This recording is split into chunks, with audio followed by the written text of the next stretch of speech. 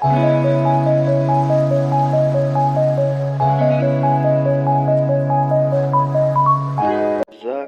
tubahaye ikaze inshuti bakunzi ba Fab TV mudukurikira umunsi ku munsi.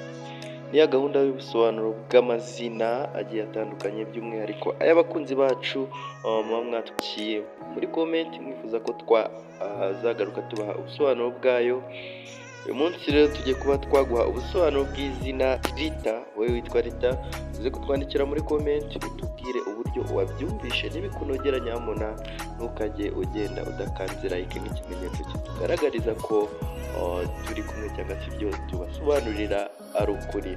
Ikindi tuboneyeho guha ikaze umuntu ukigera hano aribwo bwa mbere tumubwira ngo banza ukande subscribe no kukazogera kugira ngo uzajye ubona ubusobanuro bw'amazina atandukanye tukugeza hano kuri Fab TV umunsi ku munsi.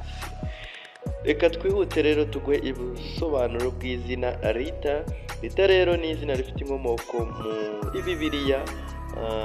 Rit risobanura umukunzi, inshuti y'ukuri cyangwa se uwo kwizerwa.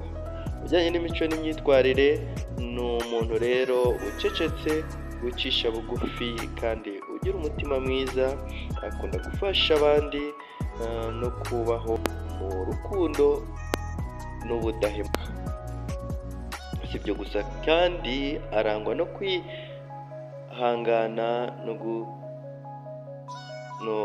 kutareka abo akunda. Ikindi reka tukubwire mu bijyanye n'ibyo uwitwa iri zina Rita akunda. Iri zina Rita akunda kubaho mu rukundo no mu mahoro, kuba hafi y'umuryango n'inshuti, gufatanya n'abandi mu bikorwa byubaka.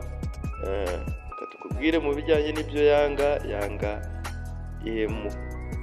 ihemuka cyangwa se n'uburiganya, kubeshyerwa cyangwa se kubeshywa no guhemukirwa. Akanga rero ubutamenya n'ubucuti cyangwa se ubugambanyi. Reka tukubwire ibijyanye n'inzozi z'uwitwa iri zina Rita. Rita rero akunda kugira inzozi zo kuba umuntu wubashywe kandi uw'ingenzi mu muryango. Akunda kugira urugo ruhamye, rufite urukundo cyangwa se n'umudendezo. Ikindi harimo gusiga izina ryiza n'urukundo mu bandi.